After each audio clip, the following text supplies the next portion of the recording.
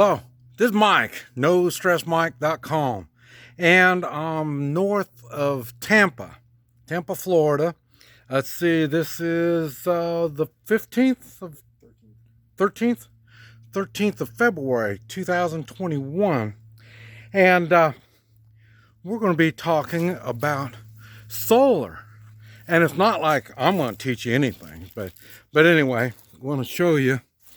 This is where it's going in, right here, and I'm in a place where it's off grid. Everything is off grid here. So there's the panels, and Mike will be explaining what we're looking at. What we have here is 4 panels, and they're about 312 watts a piece. I just count them as 1200 watts. So we have these mounted in a south-facing direction at a certain tilt, according to our azimuth where we're at here in Central Florida. And I built this solar unit box that's raised up because we are in the flood zone. So this is it's up on stilts, and this is one thing when people are building, you don't necessarily have to put it on the roof. You can build a stand for it out in your yard. Right now the thing is cranking out 13.4 volts. And we go up and start looking at some of the components. I'm going to show you everything up here is fully grounded. It's been fully permitted. I designed it, was approved for permitting, and I assembled it together, and it's been passed for all the permitting. What you have up here are the solar panels, and those are number 10 wire that are shrink wrapped and then covered again. And these feed into the solar box. There's several main components. You have the solar panels, you have the charge controller down here, and this is an Outback 80 charge controller. Right now it's produced about 0.8 kilowatts today. We've had real cloudy morning and rained real hard, but it's producing. And then the third components are the batteries over here. This is a 8 battery system. Each battery is 6 volts.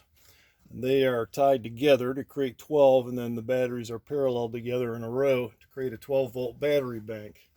You can do 12 volt, 36, 24 volts, depends on what you want to produce.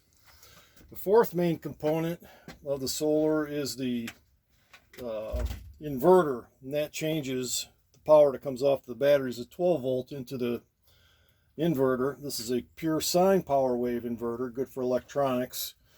And that this converts this then from 12 volt to 110 power, and then this is what feeds into the main cord here into the shut-off and cut-off boxes. It's all been designed with solar components, including 30 amp fuses on each line, and then you have cut-offs and power shut-offs down here, and everything is labeled with DC disconnects and all the power in that. But this produces all the power that I need for a small mini home, and it'll run power tools, fans, lights, pretty much everything I need. And then if the sun isn't shining for a few days, I need to get the batteries powered back up. I have a small generator down here, gas generator, that I can plug into my battery bank charger. That's the yellow box back over here, Samlex, that's about a 30 amp charger. Then we'll charge the batteries up. So that's pretty much the system. The batteries I also have separated between the electronics. You always want to keep the electronics separate from the battery bank because the batteries will put off that battery gas and that'll corrode the electronics. So this is separated by a wall, and when this lid goes down, it creates a seal. I don't know if you can see below here, but at the bottom of the batteries also is a tray. It's similar to this tray over here that is good to have when you're putting batteries in here in case a battery blows or breaks, that this special tray, or about 80 bucks, will catch all the battery acid so you don't get that all throughout your system and your batteries and mess up all your electronics. But both the electronic component and area here is vented. You have vents on the front and the back that creates a nice cross breeze, and the same thing with the battery bank compartment here too. I have vents on both the front and the back. But this is a kind of a complete system. that you could use for off-grid solar that will produce enough power that you don't need to go to the electric company. I've been running here now, it'll be about 6 years come May that I have run this solar unit and produced power. So it's probably paid for itself in about 4.5 years. So I'm doing pretty good on it. It's paid for itself. And about the only components that I'll have to replace coming up will be the batteries when they stop charging. But as long as you keep the battery cells charged, for the most part, they won't they'll last a long time. They'll be prolonged. So that's pretty much about it. Okay, how much is all the different things, each thing? Okay, well, if you want to start from the solar panels, these are, you can get these for anywhere between about 50 cents, 30 cents a watt. Okay, so 1,200 watts, I mean, you're looking at less than $600 or so. Nowadays you can buy them.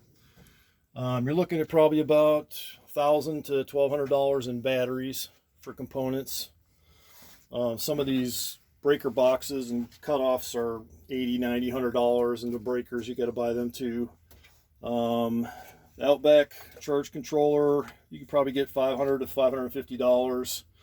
This Pure Sine power inverter, I found a really good deal on this. I think I paid maybe $400 or $500 for it, but typically they might be about $800, $900 to $1,000. But I got lucky. This was an Ames power, and I have not had a single problem with it. It works great. So, this whole system here, the Samlex power bank charger, maybe $125 or so for that component as well. But you for $4,000 or $5,000, you could have a complete system like this that'll produce off the grid power. You just got to make sure your design is proper for southern facing, and other than that, wait for the sun to come out, and there you go. What all do you run on it? Well, I run a small building with lights. I run a small refrigerator. I run fans with it. I do have a power air conditioning unit, but I don't usually use that too much, but I can use it if the sun is out and it just gets hot. But I run fans and computers and electronics and charge cell phones and pretty much everything I used to in a normal house. I just, use low emitting light, special bulbs and the small LEDs. LEDs, yeah. And you just run low, and you're there to try to conserve your power and just keep your eye on your voltmeter. So I really like the way you have everything labeled. Yeah, that's part of the code system too. When you're getting your permitting, is make sure that you have all the labels, the disconnects, and everything all properly labeled, so anybody could come up here and look at it and know where the shutoffs are and things like that. But okay, now one thing that I've heard something about is the whatever that thing is. It's a power inverter, right? Yeah, the Shin power Sine, pure sine. Pure sine. Yeah, pretty much electricity is dirty electricity till it's cleaned up. So what the Pure Sine power inverter does, it cleans up the power sine wave, and especially if you're running electronics, it'll clean that up so it won't interrupt or disrupt your electronics and corrupt your electronics. So if you can get the pure sine wave power inverter, that's the key to the whole thing. And that costs a little bit more money. You can get the Harbor Freight power inverters and that's fine if you're just running crude power tools or something like that. But if you're running electronics or laptops and things like that, or cell phones, it's good to get the pure sine wave. It really cleans it up, especially if you're trying to run like a printer, laser printer. And I had a hard time with the old inverter I had. It wouldn't power it, cycle it up properly. But now that I got the pure sine wave power inverter, it cycles up the printer, laser printer really well. So. And how about the box that you have this all in? Well, this is all aluminum framing, like for screened in porches and pools. And I believe this is rated maybe 140 or 160 mile an hour winds. And then as you can see on the posts here too, I also have hurricane straps, and I can't remember the name of the connectors here, but this is all up to code, the proper connectors, and the I forget what they call it, ridge tool something. But anyway, it's all properly mounted and everything's secured, and I haven't had a single problem. I had the system go through Hurricane Irma, and it held up just fine. So. Okay, now, so the generator, really what the generator does is just gets the batteries charged up. Yeah, if I'm running low and the batteries are low, all I need to do is charge up the batteries, and that continues. Then I can supply my inverter here to produce power in the building. So all this does is I can run this for about an hour, and it'll charge up the batteries enough that I can run another 4, 5, 6 hours without having to charge. So I only run it maybe once, I don't know, every 2, 3 weeks or something. I run it for an hour. If it's cloudy in the morning, I'm trying to get my power up, I got to run a couple things or something. But other than that, I wired everything here, all number 4 wiring between the cables and the batteries, like what they call it, AWG wiring, AG to AWG, something like that, gauge wire. But had it approved and permitted and ready to go. Boy, how long you expect this thing to last? The whole system? The solar panels come with a 25-year warranty, so that's quite a long time. The batteries, you know, who knows right now, or just as long as I'm running them, not powering them down all the way, I'll probably get a couple more years out of them. The rest of the components, I don't know, as long as I don't have any power surges or anything crazy going on, they should probably last quite a while too. I'm not sure what the life of it is. Everything's running from the time that I got them, so. What would cause a power surge?